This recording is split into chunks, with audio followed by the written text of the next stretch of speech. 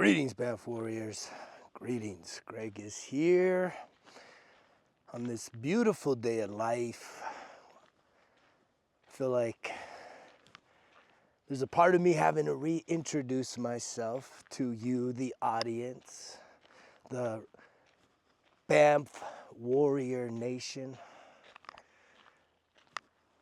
here at Results Kill Excuses. It's interesting because I truly do wake up each and every day and give myself permission to grow, to expand, to change, to transform who I am, who you might think I am. I think there's the essence of who I am, but we still cling to a lot of false perceptions of ourselves, and it's definitely projected on us through how other people see us. And that's why, for me, along my 13-year spiritual awakening, started with rock bottom, getting sober, asking for help, trying all the different types of therapies in order to overcome my self-sabotaging, self-medicating, self-abandonment type patterns and behaviors, so that I could fully be centered and grounded and knowing of my true and authentic self. Feeling like, why am I waging war with myself? Why am I causing myself greater harm, pain, guilt, shame, because of a lack of self-awareness? But we like to call it a lack of self-control. Do you struggle controlling yourself? That's what we usually hear out there. You gotta control yourself. You gotta be more self-controlled. And it's like, it works 99% of the time. But that 1%, that one time in my life, through my experience, that one time that I didn't control myself, guess what? I caused myself a lot of heartache, a lot of pain. And I isolated myself. And one of the biggest lessons in this current season, whenever you're hearing this message, one of the biggest lessons is I personally desire connection over being right. And yet, I'm someone that has been willing to die on that hill of being right. And Eckhart Tolle talks about, in The Power of Now, that the ancient origins of our desire to be right originate from in our far past, when we had to make a split-second decision. And if we made the wrong decision, it literally was life or death.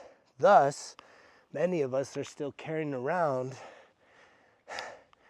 these old beliefs that if you are willing to fight to be right, that your belief, and this is where it takes going deeper with the self-awareness, your belief may be that for you to admit you're wrong is to equal death. And more times than not, it's just it's a difference of perspective. And I made a lot of excuses fighting to be right. And I love that analogy, or it's really a meme where you see two people and they're opposing each other, right? And this happens in a lot of relationships, all types of relationships, intimate relationships, family relationships, workplace relationships, right? Where you have two people standing, facing each other, and in the middle is the number 9 for this person. But the person over here, it's a 6. But if you come over here, it's a 9. And What's interesting is the symbol on the ground is the same. They're both looking at the exact same symbol, but because of their unique perspective and their position, they're debating and fighting over who's right. And someone needs to be wrong. When a lot of times, what we need to do is give ourselves permission to come over here and say, hold on, you're saying you see a 9? You're saying you see a 6? Let me take a look from your perspective. You know what? Fuck, that does look like a 6. Hey, and then you can invite them, hey, come check this out. Come check out from my perspective. Holy shit, it's a 9. So what is the argument really about? Is it really about who's right, who's wrong? Or is there always something deeper? For me, it's always been there's something much, much deeper at the root of our division, our arguments, our perspectives, our emotional states of beings that come up. And for my journey, as how I coach people, is anytime I check in with myself and I say, well, how am I feeling right now? If the first emotion that comes up and I say, well, I'm angry. Okay, well, what's beneath the anger? Well, what's beneath the anger is I'm worried. Well, what's beneath the worry? Well, I'm scared. And it takes a lot to get deeper and deeper to the root, to what's really going on, because we're master manipulators, right? We don't keep it real. We talk about keeping it real, but most of the time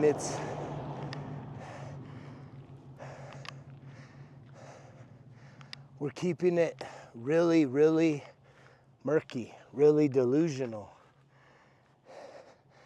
And many studies show that even just in our own memories of our own past, that most people only remember about 50% of what actually happened.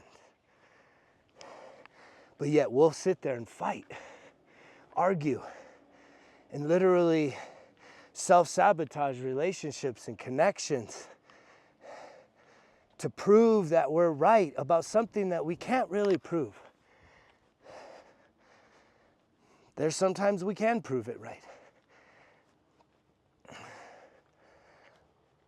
What I've realized, though, is that unless we're talking about something critical, it's, for me, I desire connection over being right.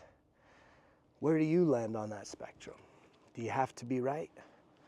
Are you afraid to be wrong? Can you even say the words, I'm wrong, you're right? Can you say that? You know what? Forgive me, I'm wrong, you're right. Can you say that without having like an emotional charge? Without attaching your worth, your identity to words that could actually heal and get someone else to let their guard down just enough to maybe come and see your perspective? And I believe that if you're hearing this message, you're not called to be a follower. You're called to be a leader. A leader in your family, a leader in your community, and probably a leader throughout this world that we all call home, this planet, this existence.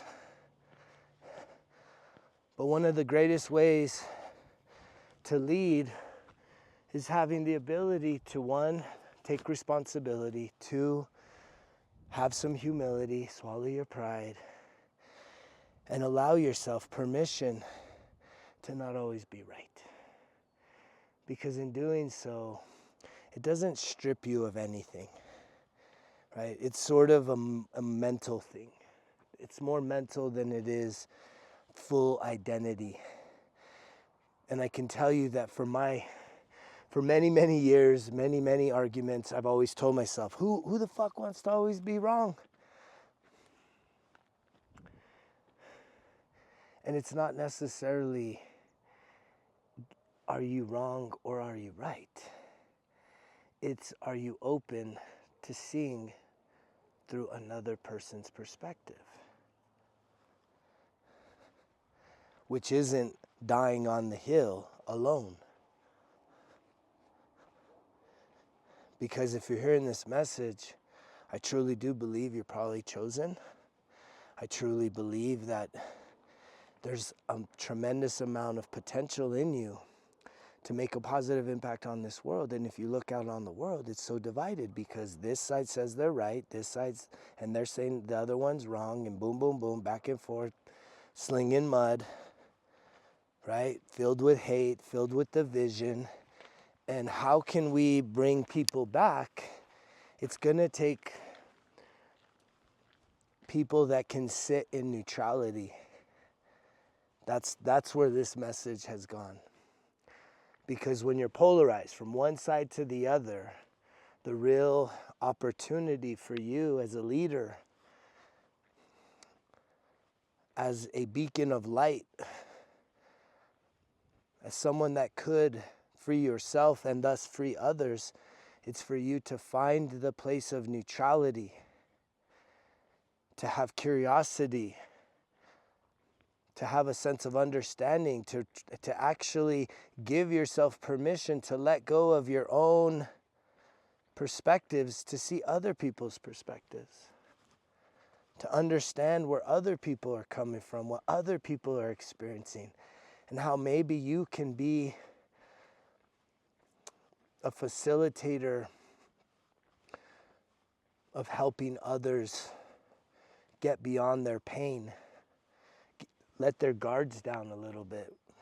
Because when I look out on this world, so many people, they're guarded. But I also know that so many people that are guarded are so hungry to be seen and to be heard, right?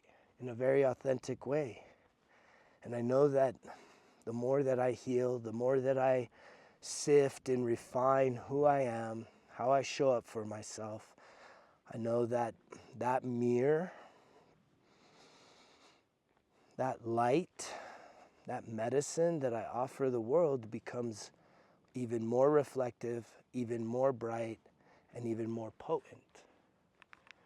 Because I'm not so hard set, so stubborn about my way, my perspective. I'm more curious as to understanding where other people are coming from, what other people are experiencing. And that's empathy in many ways, but it's also a level of emotional intelligence. Emotional literacy is understanding that your emotions are far greater than just happy, mad, angry, sad. It's understanding the depths, the emotional wheel, and understanding all the different variances in how we're feeling and being able to sit there, to have awareness. And as you get to your awareness, when you're connecting with others, you can see how you either light people up or you set people off. And yet your responsibility is to just continue to allow yourself to be filled with love, to be filled with light, to be filled with joy, to be filled with peace. Not to be filled with an attitude that is, I'm right, they're wrong.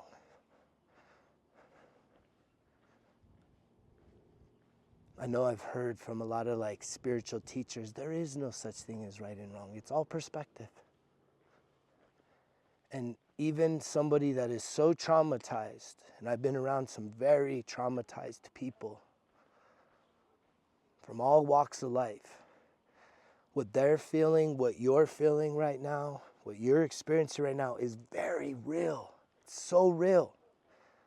And sometimes we can miss the mark in trying to connect with others because, again, we're not seeing from their perspective. It's only from ours, through our lens. If you're hearing this message now, it is important that you go on this self-discovery journey. That you actually get some hunger and some desire to really figure yourself out. Because as you look at this world and you see how many, just everyone's wounded, everyone's carrying around something. Whether you're a homeless person, whether you're an addict, whether you're a teacher, whether you're a student, whether you're a healthcare provider, whether you're a doctor or a lawyer or a politician, whether you're a mom or a dad or a brother or a sister or an uncle or a construction worker or secretary, it doesn't matter. Everybody is going through something. It's carrying around some emotional feelings that in and of ourselves we're not wanting to see and hear and validate in ourselves. And thus we get really hurt when other people don't see and hear us. And so the greatest journey that you could do is to go and look in your own mirror, to look inwards, to really figure yourself out. Set yourself free through a healing process. And as you do that, then you become a light in your area and upon this earth. And that ultimately can be used for you to be a light, shining brightly, a beacon of hope for others through your own example of healing.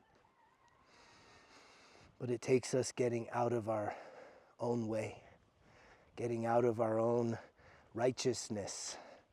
That's what it's kind of become, hasn't it? Self-righteousness in such a prideful, arrogant way. And it's like we're on the cusp of really breaking through to the healing.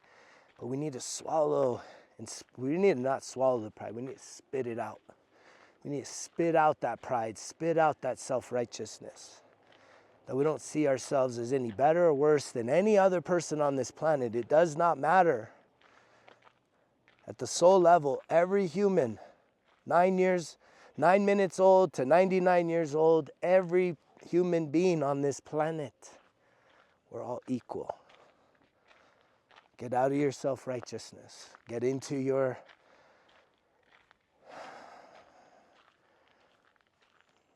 body, your energy field of compassion. And in that, you can let down your guard to not always feel like you got to be right. You can start to be in a state of forgiveness. Forgive yourself, forgive others, and truly step into the calling of your life to start cultivating the gifts that are within you, knowing that every single person on this planet also has a very special gift within. Go within. If you need help, you can reach out. I do offer 3 and 6 month coaching programs. greg@resultskillexcuses.com. If you're looking for an incredible program that can really start to build you up, to really, from like the ground up, crawling, walking, running, sprinting, hauling ass, flying, blasting off, in terms of really getting to know yourself, reprogramming your negative thoughts, healing your emotional wounds, and really starting to hold yourself to a greater level of accountability, I definitely encourage you to just check out the Results Kill Excuses 1% Better Everyday Journal. Check out the link down in the description below. I'll see you guys on the next one. I love you. I'm sending you so much love, support, light, strength to stay in the fires, to stay in that heat when it gets uncomfortable, when life starts to get uncertain. Stay in there. There's so much medicine in the experiences that we are all going through right here, right now. I love you guys. You know the drill. Results kill excuses, because if it was easy, it wouldn't be worth it. Greg's out.